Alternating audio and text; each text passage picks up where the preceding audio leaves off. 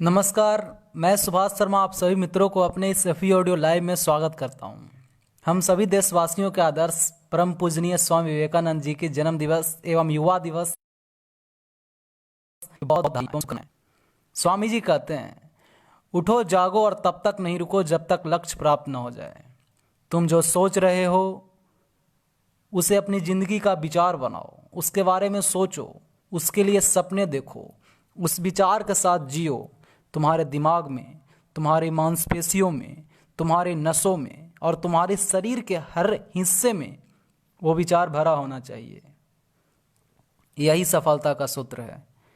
सभी शक्तियां तुम्हारे अंदर है। तुम कुछ भी कर सकते हो और सब कुछ कर सकते हो। इस बात पर विश्वास करो, भरोसा करो कि तुम कमज़ोर नहीं हो। तुम्हारे दिमाग में और तुम्हारे दिल के बीच जो संघर्ष चलता रहता है, तुम्हें वही करना चाहिए जो तुम्हारा दिल करता है। यह वही विचार है जिसने गुलामी की जंजीर पहने उन तमाम युवाओं के नस में स्वतंत्रता की बीज बोने का काम किया था और आज भी युवाओं को मार्गदर्शन करने का काम करता है।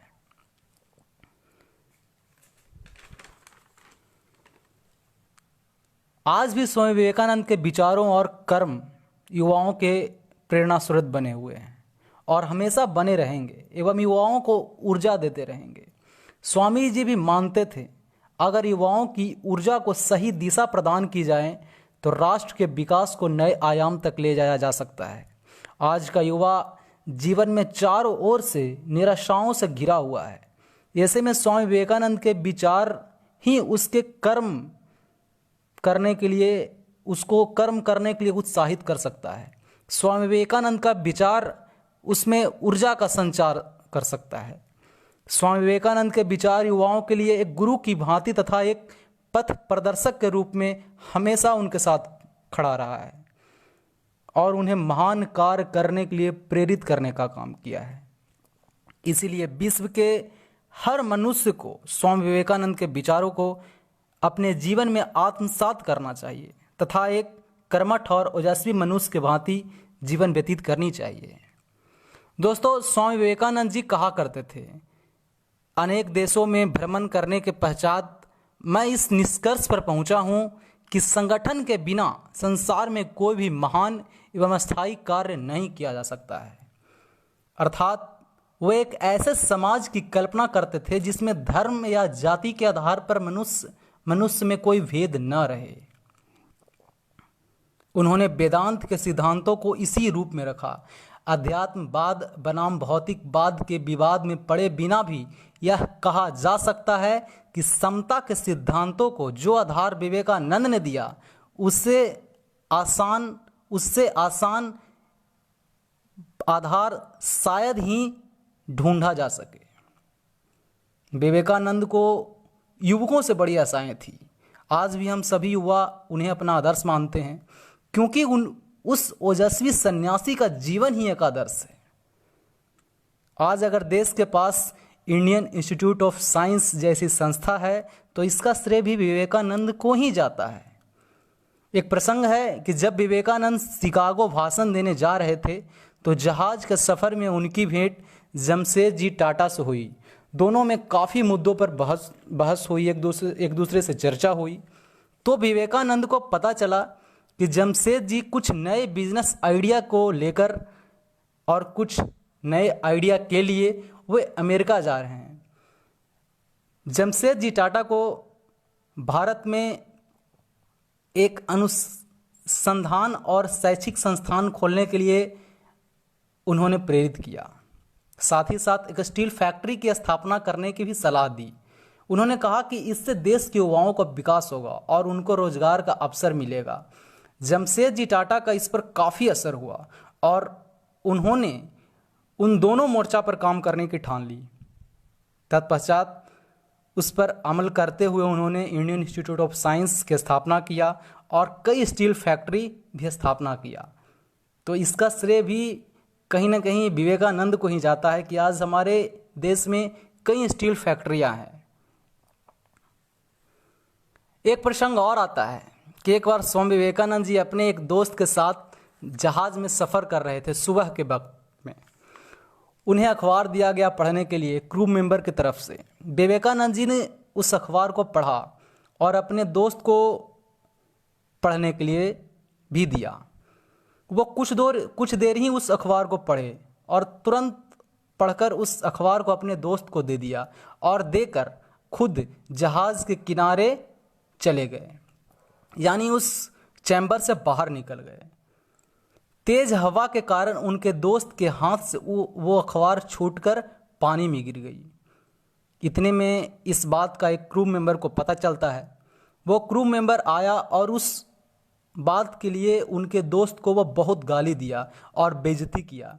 जब विवेकानंद जी अंदर आए और उन्हें सारी बात बताई गई कि किस तरह उनके मित्र का एक अखबार के लिए क्रू मेंबर की तरफ से बेइज्जती किया गया है, तब विवेकानंद जी ने शांत स्वर में उस क्रू मेंबर से एक पेन और एक पेज मांगा। उसने तुरंत लाकर दे दिया। Just then Vivekananda ji sat there and very quickly he wrote down the entire newspaper on that paper with every minute detail. Even comma and the full stop were there on it as it were on newspaper. Then Vivekanand ji handed that paper to the crew member and said, "This is what your newspaper contained, and if you have any doubt about it, you can get it checked. There is not a single detail missing on it." Crew member, when he saw the newspaper, was speechless.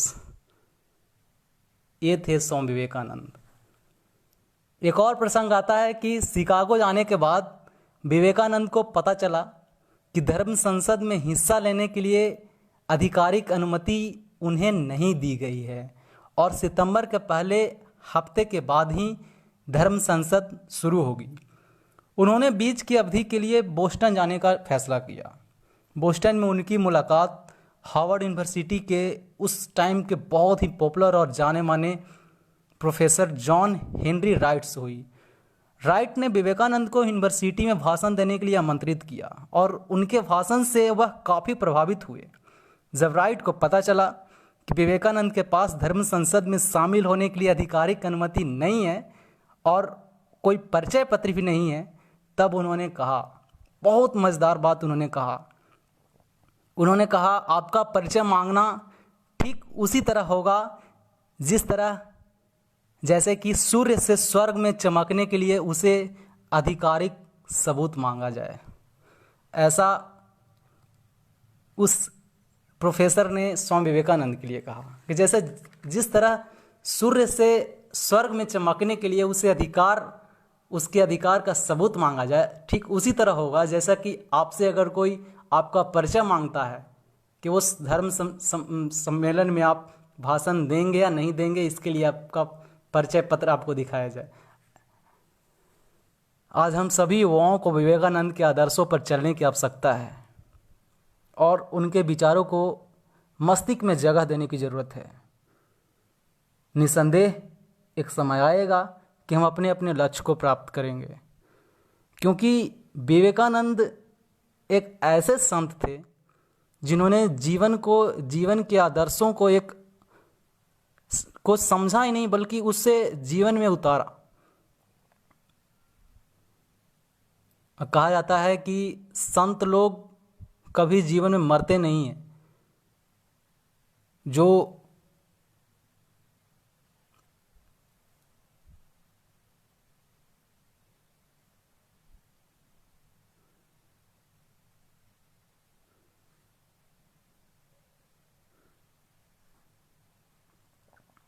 माफ़ कीजिएगा, net के अभाव के कारण शायद cut गई होगी आवाज़। क्या आप सभी मेरी बातों को सुन रहे हैं?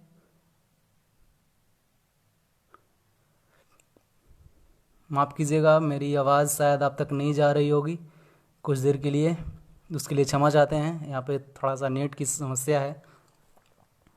तो हम सभी को उनके विचारों को अपने मस्तिष्क में जगह देने की ज़रूरत है, तब निसंदेह हम अपने अपने लक्ष्य को प्राप्त करेंगे। पुनः पूजनीय स्वामी विवेकानंद जी को जन्मदिन की बहुत बहुत बधाइयाँ एवं युवा दिवस की बहुत बहुत शुभकामनाएं।